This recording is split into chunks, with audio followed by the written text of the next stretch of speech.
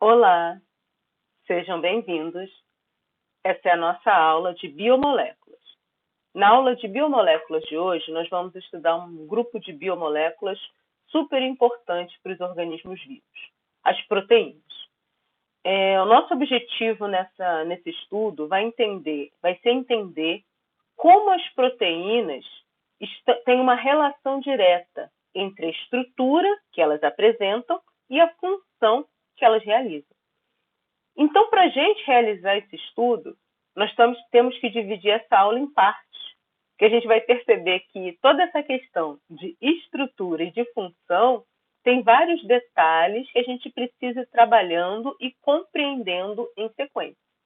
Então, nesse momento, nós estaremos fazendo a primeira parte dessa aula. Na primeira parte dessa aula, nós vamos falar sobre os aminoácidos. Os aminoácidos são os monômeros que compõem as proteínas. Então, na aula de hoje, a gente vai conhecer esses aminoácidos, vamos entender um pouquinho da estrutura deles, da funcionalidade deles, sempre tentando fazer uma relação com o quê? Como esses aminoácidos são utilizados para a formação das proteínas. Nas aulas seguintes, nas demais etapas, a gente vai continuar entendendo esse procedimento de estrutura e função. Tá? Então, na aula de hoje é o início desse estudo. Muito bem. Então, aminoácidos, estrutura e função. Então, primeira coisa que a gente tem que ter em mente, o que é um aminoácido?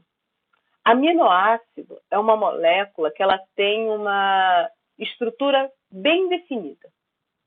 Todo aminoácido, ele obrigatoriamente tem um carbono central, ele tem um grupamento carboxílico, ele tem um grupamento amino, ele tem um hidrogênio e ele tem uma cadeia lateral. A cadeia lateral, que a gente normalmente representa com esse R aqui, ela é variável entre os aminoácidos. E essa variação, ou seja, cada aminoácido tem uma cadeia lateral. Essa variação é que dá identidade do aminoácido. Então, determinado aminoácido, ele é quem é, ele tem características que ele tem, justamente em função desse grupamento lateral, dessa cadeia lateral. Então, a gente vai ver que esse grupamento lateral, ele varia em relação aos aminoácidos. Varia como? Ele pode variar na forma, qual é a estrutura deles, tem de um tipo ou tem de outro, tem uns que são grandes, tem outros que são pequenos, tem uns que têm carga, tem outros que não têm. E tudo isso em conjunto, a gente vai perceber que influencia principalmente nesse curso que a gente vai se focar na solubilidade dos aminoácidos. Então, a gente vai perceber que alguns aminoácidos serão insolúveis, enquanto outros terão uma grande solubilidade em água. Bom, a gente está estudando aminoácido pensando em termos de proteína, como eles serão utilizados para a formação de proteína. Então, nos organismos vivos, a gente tem 20 aminoácidos que são utilizados para a formação de proteína. Ah, mas só existem 20 aminoácidos na natureza? Não. Existem outros, mas eles são menos comuns e não participam da estrutura proteica. O que mais que chama atenção? Aminoácidos possuem um centro quiral. Opa, eu já ouvi isso. Sim, na nossa aula de Fundamentos de Bioquímica, nós estudamos esse tema. O que é um centro quiral? O que é um carbono quiral? Ou seja, um carbono anomérico. Então, a gente estudou lá o quê? A gente viu que um carbono quiral, um carbono anomérico, um carbono alfa, ele tem uma característica essencial. Ele apresenta 4 ligantes diferentes. Então, vamos olhar aqui na estrutura. Esse carbono aqui, ele tem 4 ligantes diferentes. O carbono está ligado a um grupamento carboxílico, ele está ligado a um grupamento amino, ele está ligado a um grupamento CH3, ele está ligado a um hidrogênio, ou seja, ele tem 4 ligantes diferentes. Isso faz com que ele tenha essa característica de carbono quiral. E a gente aprendeu que quando isso acontece, a gente tem um caso de isomeria espacial.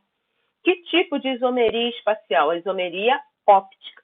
Então, a gente viu que isso gera uma condição da gente ter isômeros. Então, a gente tem aquele isômero que a gente chama de D ou a gente chama de L. A gente viu lá toda essa característica de nomenclatura. Então, nas nossas proteínas, os aminoácidos que lá estarão, a gente vai ver uma diferença. Por quê? Porque, embora na natureza a gente tenha essa divisão entre L e D, nas proteínas, exclusivamente, ou seja, todos os aminoácidos presentes na proteína serão do tipo L. Então, veja bem aquele raciocínio que a gente começou a trazer. Por que eu disse que era importante a gente entender isso? Porque, embora exista na natureza essas duas opções, o nosso organismo, os organismos vivos, conseguem perceber a diferença entre eles. Então, o processo que usa esses aminoácidos tem a capacidade de perceber a diferença, se é um aminoácido do tipo D ou do tipo L. E nas nossas proteínas, só teremos aminoácidos do tipo L. Mais uma coisa, todos os aminoácidos que são usados para a formação de proteína, ou seja, a gente falou que tem 20, todos com exceção de uma. A glicina é o único aminoácido que não tem essa característica, que não tem um carbono quiral. Olha, por que a glicina é diferente? Por que a glicina é a única que não tem? Porque a glicina é um aminoácido que o grupamento lateral dela é o hidrogênio. Ou seja, a glicina, ao invés de ter esse grupamento aqui, tira esse e coloca um outro hidrogênio aqui. Opa, olha o que eu disse. Coloca um outro hidrogênio aqui. Ou seja, a partir desse momento que eu colocar um outro hidrogênio aqui, na glicina nós passaremos a ter 2 unidades de hidrogênio. Ou seja, esse carbono, ele não vai estar mais ligado a 4 ligantes diferentes. Por quê? Porque agora ele vai estar ligado a 2 hidrogênios. Então, esse carbono vai perder essa característica. Ele não vai ser mais um carbono alfa. Ele não vai mais ser um centro quiral. Então, a glicina é o único aminoácido que não tem essa divisão em D ou L. É apenas glicina. Bom, se você não entendeu nada do que eu disse, se você não está conseguindo acompanhar o que é um carbono quiral, o que é um centro quiral, o que é esse negócio de estereoisômero, volta lá na aula de Fundamentos de Bioquímica e dá uma revisada nessa questão de isomeria, ok? Bom, então agora eu já sei que eu tenho aí 20 diferentes aminoácidos que podem ser usados para a formação de proteína. E eu já entendi que o grupamento lateral é quem dá a identidade, ou seja, que os aminoácidos variam porque o seu grupamento lateral é diferente. Mas e agora? Eu trabalho com todos eles juntos, como é que eu consigo me organizar? Bom, a gente sempre costuma o quê? A gente costuma classificar. A gente costuma perceber as diferenças entre esses grupamentos para poder entender aí o que está acontecendo. E a principal diferença que é utilizada na classificação dos aminoácidos, ela está relacionada à polaridade. Então, a gente vai agrupar os aminoácidos em função da polaridade. Então, a gente vai perceber quais são aqueles que são apolares, quais são aqueles que são polares. Presta atenção que, assim, existem variações nessa classificação.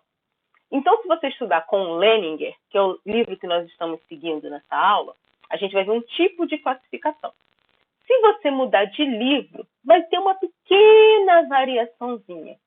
Mas a maioria dos livros, eles seguem um padrão de quê? De classificação baseado na polaridade. Então, assim, não fica muito preocupado se um determinado livro colocou um aminoácido X num grupo, aí você mudou de livro e aquele aminoácido X estava num grupinho um pouco diferente. E você estava tentando fazer o quê? Eu estava decorando, não, é esse. E aí você vai se enrolar. Agora, se você entender quais foram os critérios critérios usados para essa classificação, ainda que haja uma pequena diferença, você consegue entender de por que num determinado livro o aminoácido estava num grupo. Aí, quando mudou de livro, ele já foi parar num outro. Porque você vai entender qual a diferença entre cada grupo. Muito bem.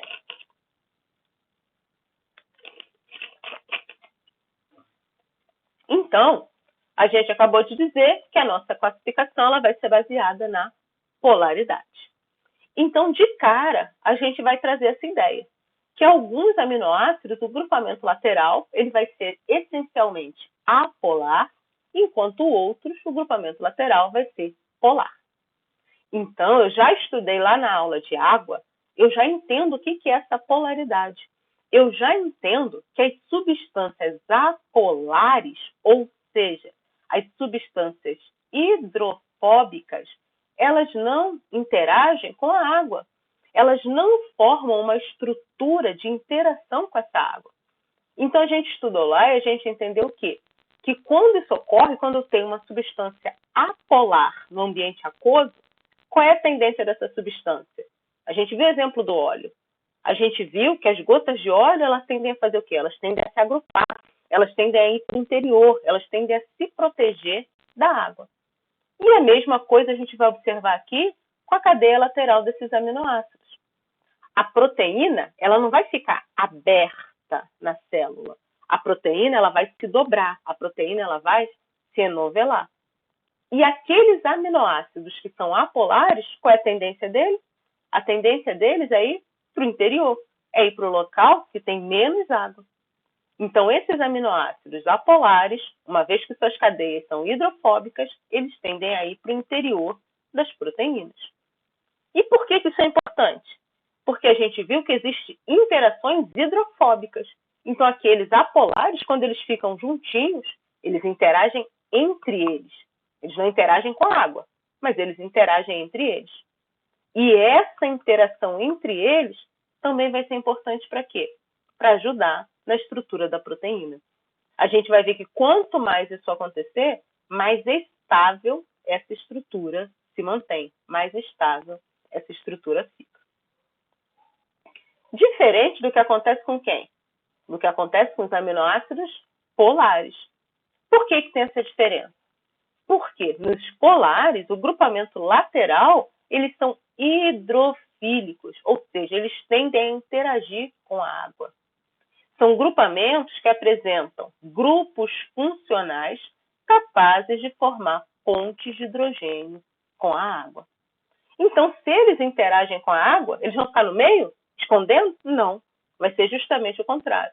Então, a gente vai observar que os grupamentos laterais polares, eles ficam na superfície das proteínas. Ou seja, eles ficam no exterior para justamente interagir, formar essas pontes de hidrogênio com a água. Muito bem. Então, o que a gente percebe? Que se eu tiver um aminoácido apolar, o que está representado aqui em amarelinho, ele tende a ficar o quê? No meio. Eu tenho uma maior concentração no interior da proteína. Ah, professora, mas e se você está falando de uma proteína que ela é uma proteína solúvel, uma proteína que ela fica solta na célula? Tá, entendi. Mas e se for uma proteína de membrana? A gente falou isso lá na aula de água também, lembra? Por quê? Porque a gente viu que o interior da membrana, ele é o quê? Ele é apolar. Então, aqui no meio, a gente fica as cadeias dos lipídios que são apolares.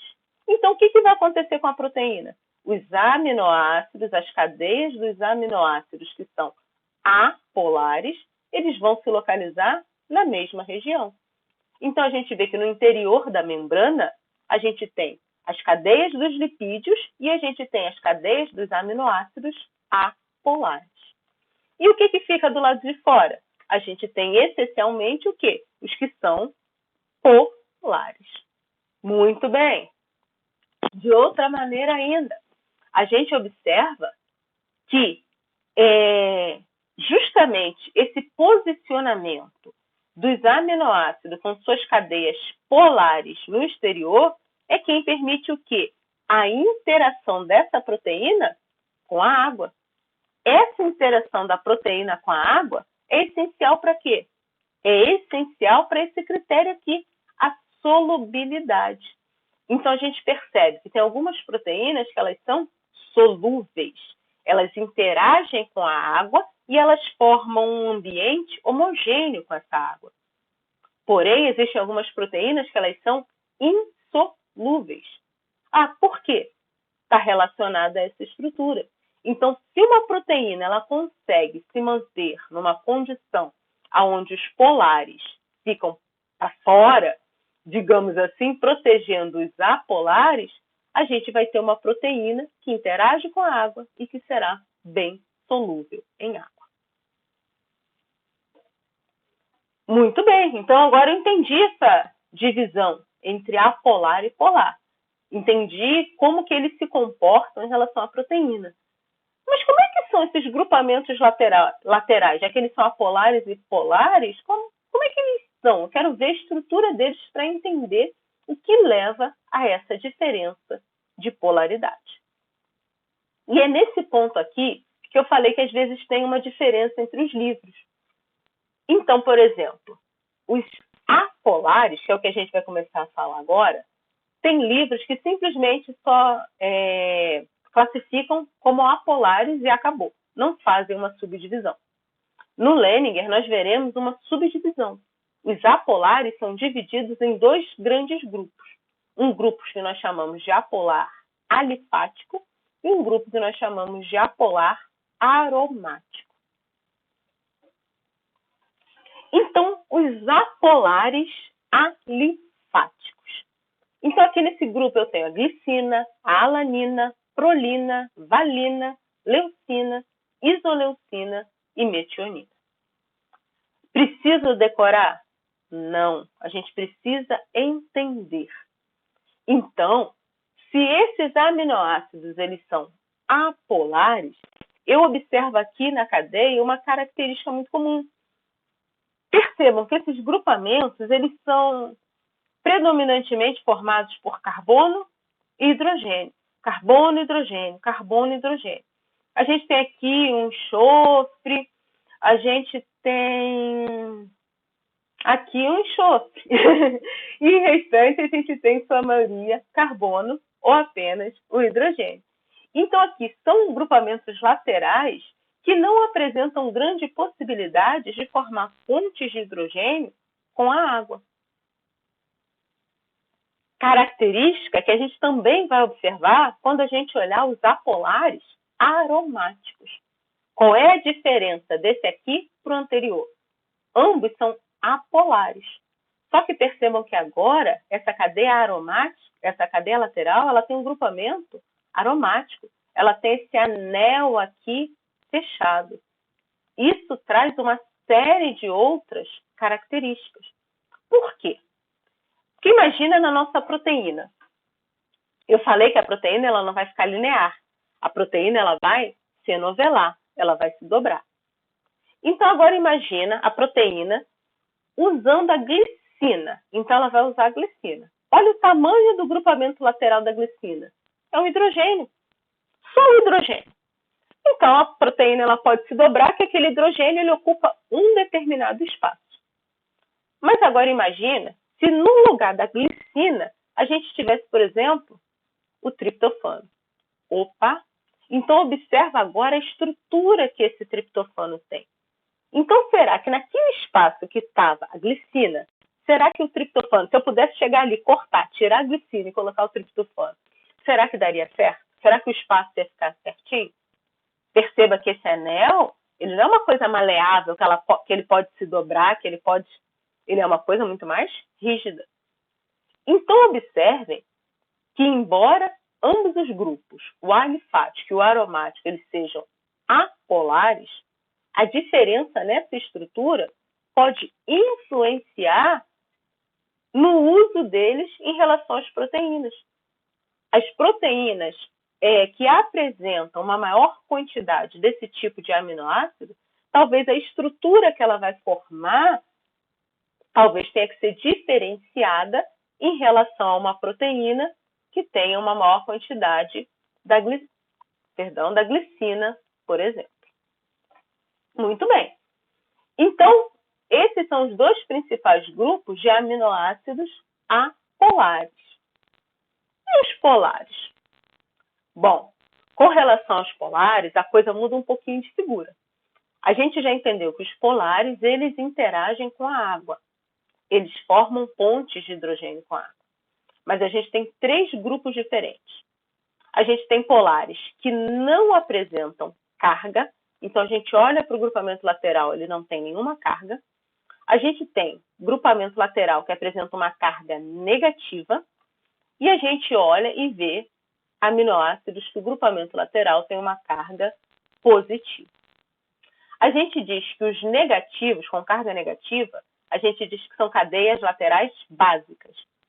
Enquanto os com carga positiva, muitas vezes o livro, vocês verão esse termo aqui, ó, cadeias laterais ácidas.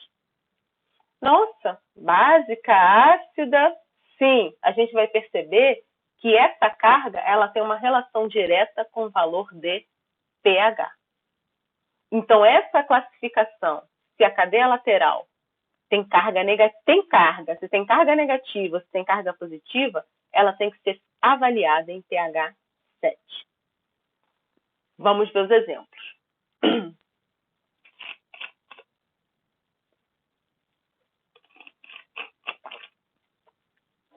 Então, aminoácido polar sem carga. Serina, treonina, cisteína, asparagina e glutamina. Então, eu observo essas cadeias laterais e aqui eu começo a perceber a presença de quem? Olha o oxigênio presente. Olha esse enxofre presente.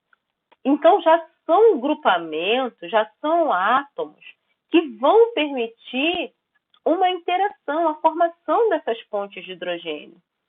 Então, essencialmente, essas cadeias laterais elas serão polares, elas conseguem interagir com a água.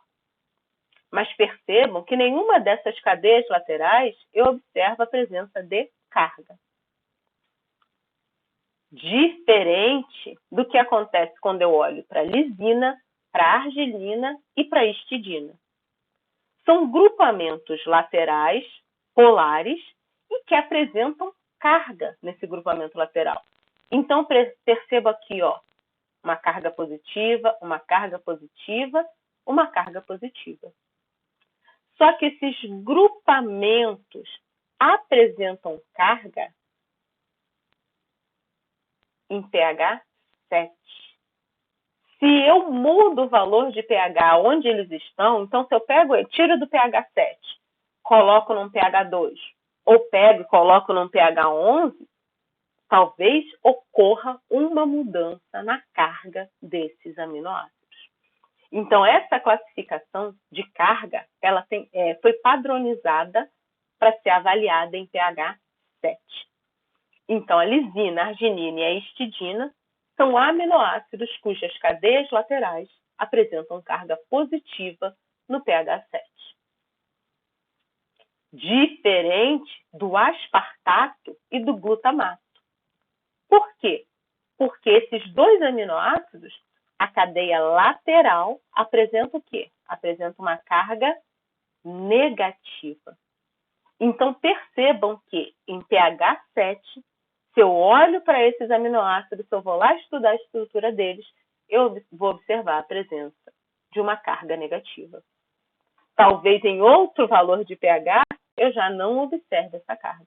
Então, para padronizar, para poder realmente definir, eu tenho que fazer essa avaliação em pH 7. Nossa, como assim? Meu Deus do céu. Então, vamos só sistematizar tudo. Então, a classificação dos aminoácidos. Aminoácidos serão classificados em função do seu grupamento lateral. Essa classificação é baseada na polaridade, na solubilidade em água, na interação com a água. Então, tem um grupo apolar, que não interage com a água, e tem um grupo polar, que interage. Os apolares são divididos em dois subgrupos. Um grupo de cadeia essencialmente mais aberta, enquanto eu tenho um grupo com uma cadeia mais aromática, aquele anel fechado. Já os polares, eles interagem com a água e eles se subdividem em 3 grupos. Um que não apresenta carga em pH 7, outro que em pH 7 a carga líquida ela é negativa, outro que em pH 7 a carga ela é positiva. Professor, então tem que decorar quais fazem parte de cada grupo, eu tenho que poder te dizer qual... Não se concentrem simplesmente só decorar. Prestem atenção no que isso vai desenrolar, como isso vai se processar. Prestem atenção em entender, por exemplo, por que alguns têm carga negativa em pH 7 e se mudar o pH, isso pode deixar de ser verdade. Então, vamos voltar lá. Por que será que alguns aminoácidos, então, apresentam carga em função do pH? Porque os aminoácidos, meus queridos alunos, eles têm caráter ácido e básico. Aminoácidos são o que nós chamamos de anfótero. Eles têm uma capacidade, um caráter anfotérico. O que quer dizer isso? Eles têm a capacidade de receber ou doar prótons. Aminoácidos têm caráter ácido e básico. Lembra que a gente estudou um ácido e uma base fraca? Que a gente viu que isso era essencial para uma capacidade tamponante? Pois é. Então, aminoácidos têm essa característica. Então, se a gente não entendeu bem o que era aquele poder tampão, se a gente não entendeu bem o que o pKa tinha de relação com essa capacidade tamponante, a gente precisa voltar lá na aula de água, a parte 2, e dar uma olhada nisso, para poder entender o que está acontecendo aqui. Beleza. Mas vamos olhar então aqui. Então aqui eu tenho uma estrutura de um aminoácido básico. Eu não defini qual é o aminoácido, é um aminoácido qualquer.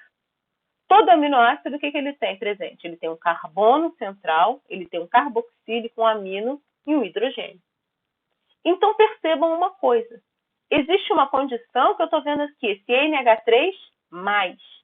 De repente eu vejo aqui um NH2. O que aconteceu aqui? Ó? NH3. 2 por quê? Porque ele liberou um hidrogênio, ele liberou um próton. Já olha agora aqui para o grupamento carboxílico. Estava CO-. De repente, chegou um hidrogênio, ele se transformou num quê? Num COH. Ele ganhou um hidrogênio. Então, a gente percebe que, nessa condição, ele ganhou prótons. Ele estava agindo como uma base. Nessa condição, ele doou prótons. Ele estava agindo como um ácido. Então, a gente vai perceber que existem condições aonde ocorrem esse ganho ou essa liberação de prótons. E percebam uma coisa. Essa reação ela é essencialmente o quê? Reversível.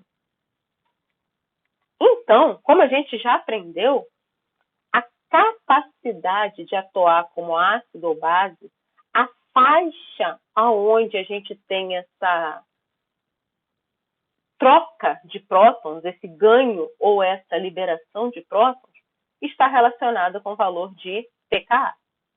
E a gente vai perceber que para os aminoácidos existe um valor de pKa para o grupamento carboxílico. Alguns livros chamam de pK1, outros chamam simplesmente de pKa. Existe um outro valor de pKa para o grupamento amina. Então, na maioria dos livros, a gente encontra a representação como pK2. Porém, alguns livros chamam de pKb. E ainda existem alguns aminoácidos, não são todos, que a gente também vai observar um valor de pK para o grupamento lateral, que nós chamaremos de pKr. Muito bem. Então, vamos dar uma olhada aqui, né, nessa tabela. O que a gente tem aqui? Então, aqui nessa tabela, eu tenho os 20 aminoácidos que compõem as proteínas, e aqui eu estou observando o valor do pK1. O que é o pK1? O valor de pK relacionado ao grupamento carboxílico. Percebam uma coisa nesses valores de pK. Esses valores de pK estão sendo essencialmente valores ácidos. Então, percebam, é o ácido carboxílico.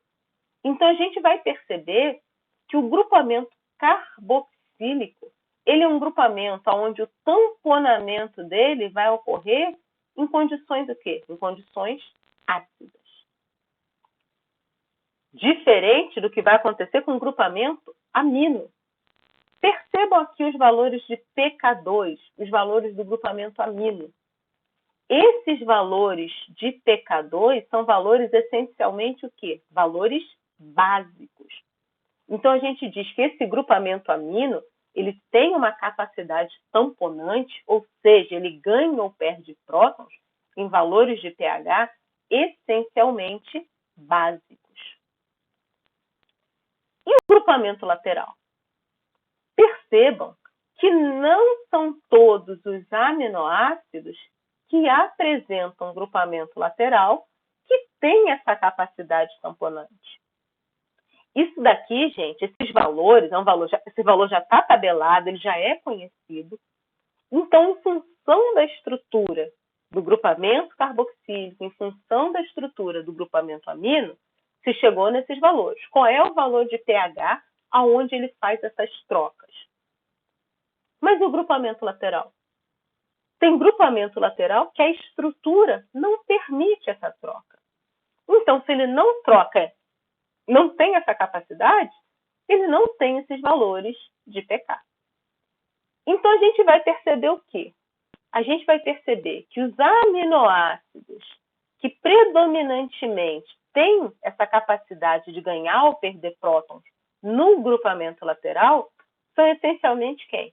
Aqueles que apresentam carga.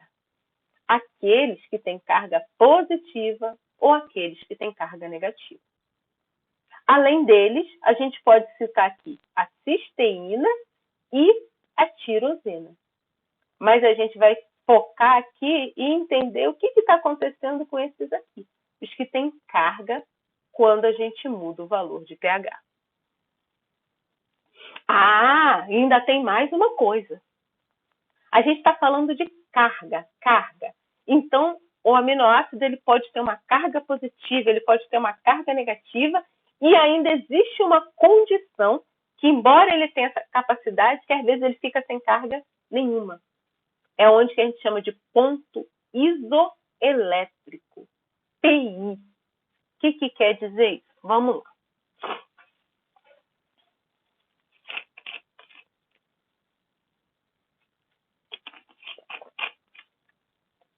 Então, olha a estrutura do meu aminoácido.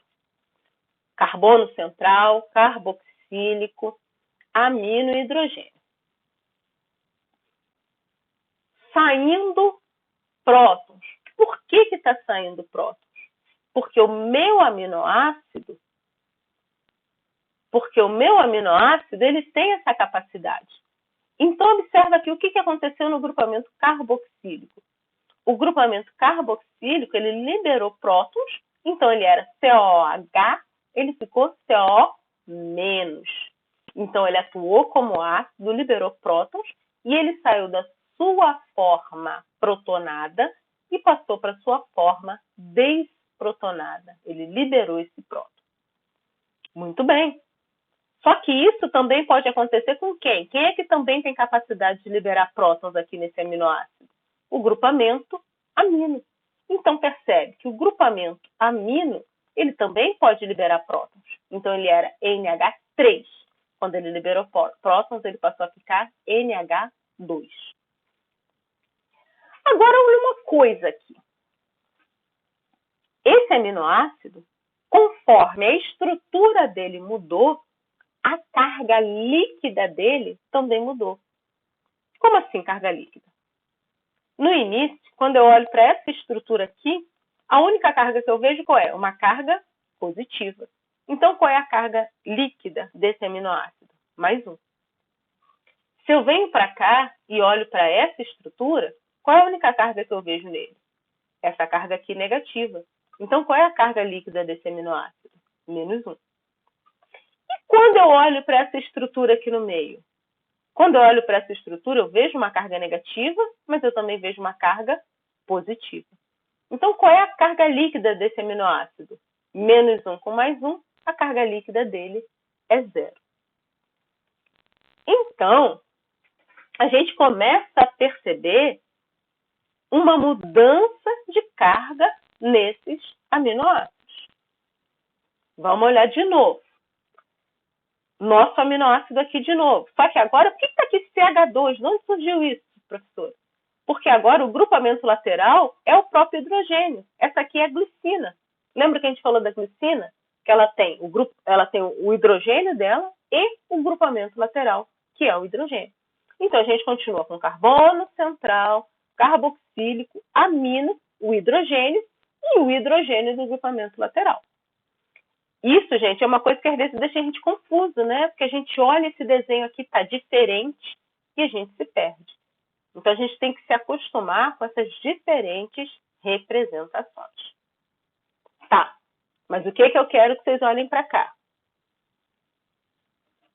Olhem a diferença que a gente observa entre o grupamento carboxílico. Por que uma hora ele está na sua forma com o próton, protonada, e outra ele está sem o próton, desprotonado? O que faz com que ele mude? É qualquer hora que ele muda? Não. Essa mudança está relacionada com o valor de pK. A gente viu que a capacidade tamponante, a capacidade de ganhar ou de perder prótons, ela varia de +1 a -1 no valor de pK. Então, o grupamento carboxílico, ele vai ter essa mudança na sua estrutura, essa mudança que faz com que ele perca ou ganhe prótons, em função do valor de pK. Então, toda vez que o valor de pH estiver +1 ou -1 do valor de pK, ele vai estar fazendo essa mudança.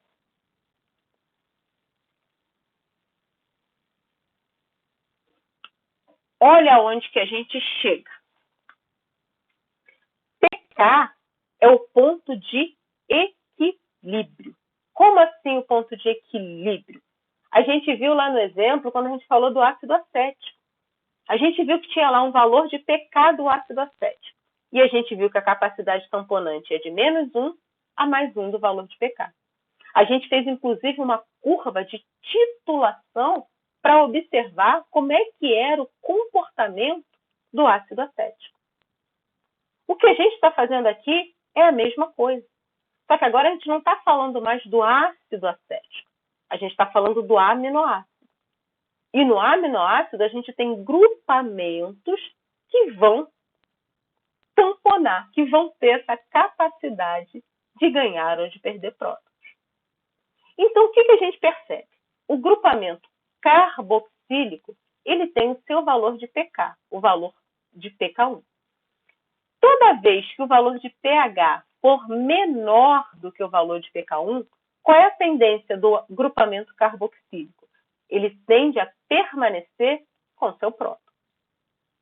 E se o valor de pH começar a se elevar? Se o valor de pH começar a se elevar, o grupamento carboxílico ele começa a liberar prótons. Para quê? Para neutralizar aquele pH que está aumentando. Então, a gente vai ver que ocorre uma mudança, que o grupamento carboxílico começa a se transformar da sua forma ácida para a sua forma básica. Então, toda vez que o valor de pH for maior do que o valor do pK1, a tendência do grupamento carboxílico é ficar na sua forma básica, na sua forma desprotonada.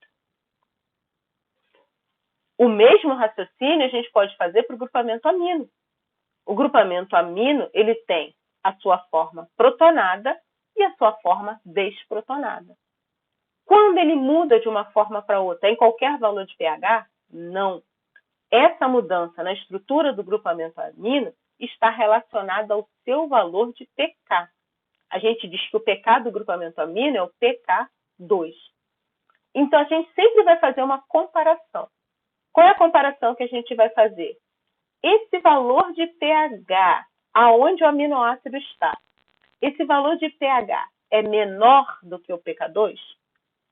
Se esse valor de pH for menor do que o pK2, a gente diz que o grupamento amino vai estar na sua forma protonada.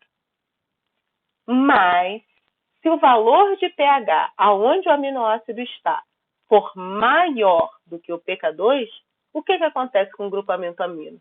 O grupamento amino ele vai estar na sua forma desprotonada.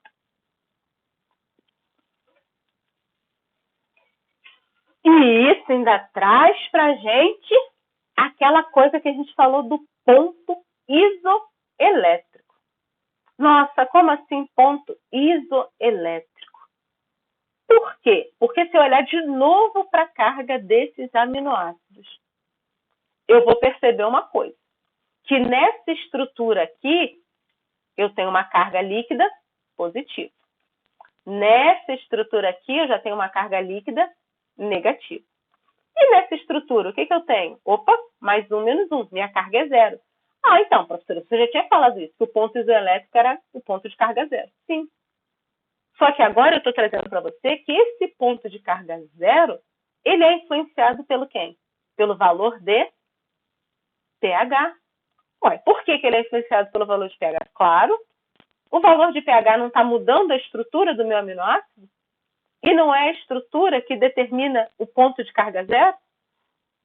Então, a gente começa a perceber aonde? Que existe uma relação entre o pK1 e o pK2. Então, para esse aminoácido, o ponto de carga 0, ele está relacionado justamente aonde? No meio. No valor de pH, no valor médio entre o valor de pK1 e de pK2. Bora lá! Então, tenham sempre isso em mente. pH menor do que pK1. O que quer dizer isso? Se o pH é menor do que pK1, é sinal de que a gente está com um pH muito ácido. A gente está com um pH que tem um excesso de prótons. Então, isso é uma condição que o meu aminoácido ele tende a ficar protonado. Ele tende a ficar com próton. Diferente dessa condição aqui. Essa condição aqui já é um pH maior do que o pK2. Então, isso é um valor de pH essencialmente básico. Se ele é um pH básico, é sinal de que a gente tem o quê? Uma baixa quantidade de prótons. Então, nessa condição, o meu aminoácido, qual é a tendência dele? É ele desprotonar, é ele liberar os seus prótons. Olhando de uma outra maneira, então vamos olhar agora aqui a alanina. Como é que a alanina se comporta? A alanina, quando eu coloco ela num pH ácido, o que é um pH ácido? Ó, coloquei ela num pH menor do que 2, então coloquei ela num pH 1. Eu digo que a alanina ela vai permanecer na sua forma protonada. Então, eu olho para o grupamento carboxílico, está com próton. Eu olho para um grupamento amino, está com próton. Por que, se eu coloquei no valor de pH 1, ambos os grupamentos estão com próton? Por que eles não liberam o próton deles? Porque a gente viu que essa capacidade de liberar prótons depende de quem? Do valor de pKa. Então, 1 está muito longe dos valores de pK. Qual é o pK do grupamento carboxílico da alanina? Se a gente olhar aqui, está dizendo que é 2,3. Então, o carboxílico da alanina, ele vai tamponar de 1,3 a 3,3. Então, se eu coloquei no valor 1, o grupamento carboxílico não vai liberar prótons. Ele vai permanecer quietinho com o seu próton. Só que eu comecei a adicionar base. Quando eu começo a adicionar base, o que acontece com o pH? O pH eleva. Opa, estou adicionando base. Qual é a tendência, então, do meu grupamento carboxílico quando o pH começar a chegar aqui, próximo de 2? O meu grupamento carboxílico começa a liberar o seu próton para neutralizar a base que está sendo adicionada. Então, próton com a base vira água. Ele começa a neutralizar, ele começa a tamponar. Só que se ele liberou o próton, ele sai dessa estrutura e vem para essa estrutura de cá. Tá. Então, o grupamento carboxílico, ele sai da forma protonada e vem para sua forma desprotonada. Quando o pH chegar em 3,3, todos os aminoácidos terão seu grupamento carboxílico, não mais nessa forma. Todos os aminoácidos terão seu grupamento carboxílico nessa forma aqui, na forma desprotonada. Muito bem. Mas eu continuo a adicionar base. Se eu continuo a adicionar base, o que acontece com o pH? O pH que estava 3,3, 3,4, se eu adicionei mais base, esse pH fica altão. Ele já vai lá quase para 9. Quando esse pH chega em 9, ele está próximo do pK de quem? Do grupamento amino. Então, nessa hora, o grupamento amino ele começa a liberar prótons para neutralizar a base que eu adicionei. Se ele começa a liberar prótons, ele sai da forma NH3 e passa aí para a forma NH2. Então, a gente vai perceber que quando esse valor de pH estiver acima de 10,1, todos os aminoácidos terão seu grupamento amino com a forma mudada. Não vai ser mais NH3, vai ser NH2. Então, a gente observa que para alanina, em situações de pH abaixo de 2, ela vai estar predominantemente nessa forma, onde o carboxílico e o amino estarão com prótons. Toda vez que o pH for maior do que 10, por que maior do que 10? Mais 1 do valor de pK. Então, é 9,1, 10,1. Toda vez que o pH for maior do que 10, ela já vai estar nessa forma aqui. Que forma é essa? Tanto o carboxílico quanto o amino já terão perdido todos os seus prótons.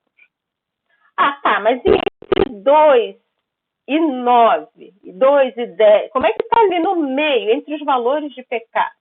Entre os valores de pK, a gente tem uma mistura dessas formas. Então, a gente diz que, predominantemente, a gente tem o carboxílico nessa estrutura aqui, desprotonada, e o amino nessa estrutura aqui, protonada.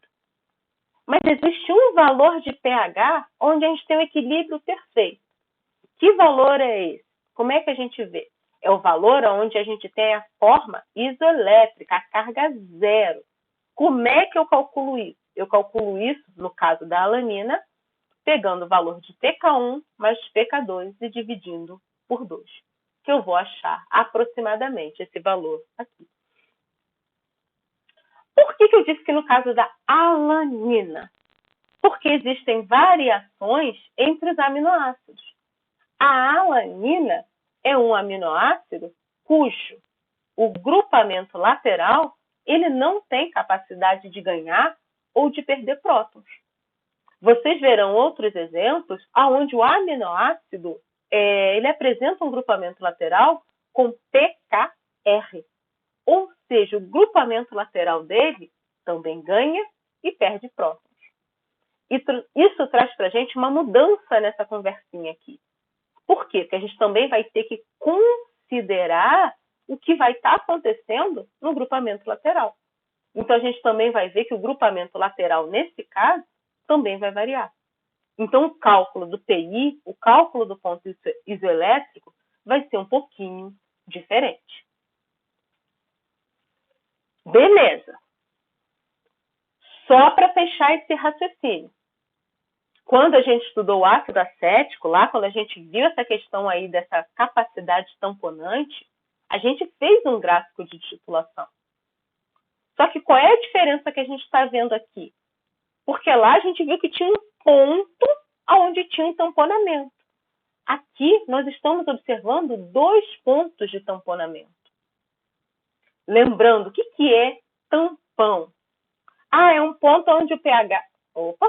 Lembra que eu frisei para vocês? Existe uma resistência à mudança de pH. Por que a gente tem que frisar isso? O pH varia, mas ele varia lentamente. Então, vamos olhar para cá.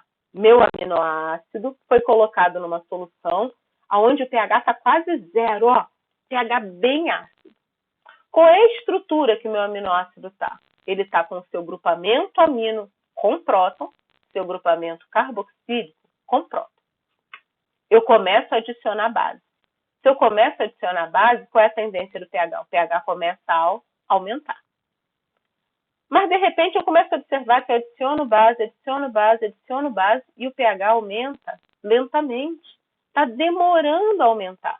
Diferente do que acontece aqui. Ó. Aqui parece que eu joguei uma quantidade pequenininha e o pH dá um grande salto. Por quê? Por que aqui estava lento o aumento do pH? Porque nesse ponto, enquanto eu estava adicionando base, eu estava próximo ao valor de pK1. Quem é o valor de pK1? É o valor do grupamento carboxílico. Então, o que significa? O que estava acontecendo? Significa que nessa faixa de pH, enquanto eu adicionava a base, o meu grupamento carboxílico liberava prótons para neutralizar essa base. Então, o meu grupamento carboxílico saía da sua estrutura protonada e passava para a sua estrutura desprotonada. Então, isso aconteceu em que faixa? Quando que isso aconteceu? Isso aconteceu numa faixa que variou entre -1 e +1 do valor de pH. Então, a gente observa que de 1,34 a 3,34, o grupamento carboxílico foi mudando a sua estrutura. Muito bem, quando o pH chegou em 3,34, todo o grupamento carboxílico já tinha mudado de estrutura. Aí eu vou lá e adiciono mais uma gota de base.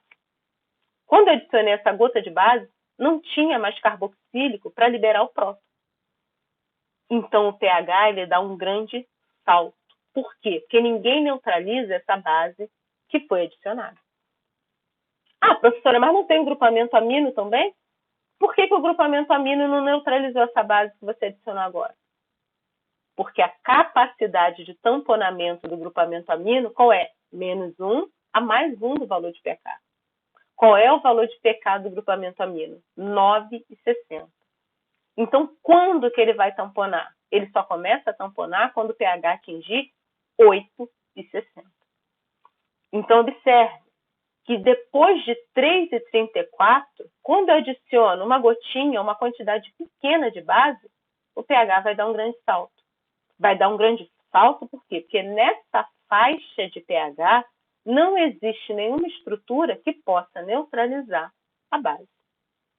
Quando ele chegar em 8,60, o grupamento amino começa a fazer o quê? O grupamento amino, que está na sua faixa de tamponamento, -1 a +1 pK, começa a liberar os prótons. E esses prótons que estão sendo liberados pelo grupamento amino é que vão neutralizar a base. Por isso o pH demora a aumentar. Eu preciso jogar uma quantidade grande de base para que o pH eleve um pouquinho. E isso vai continuar acontecendo até quando? Até o pH atingir 10,60. Por quê? Porque quando o pH atingir 10,60, sinal de que todo o grupamento amino terá se transformado da sua forma protonada para a sua forma desprotonada. Quando isso acontecer, se eu adicionar mais uma gotinha de base, o pH vai aumentar proporcionalmente, vai aumentar grandemente. Por quê? Porque nessa faixa eu não vou ter ninguém para neutralizar essa base que foi adicionada. Muito bem. Então percebam, meus queridos alunos, que tudo aquilo que a gente tinha estudado de uma maneira isolada para o ácido e para a base, que a gente estudou lá o par ácido-base conjugado, é essencial para a gente entender isso aqui. Por quê? Porque na nossa célula nós temos muitos aminoácidos. Nós temos alguns aminoácidos livres, mas a gente temos muitos aminoácidos nas proteínas. E muitos deles terão essa capacidade aqui. Então, a gente vai ver que os aminoácidos eles têm um papel fundamental na capacidade tamponante do organismo. Então, é importante que a gente entenda esse conceito.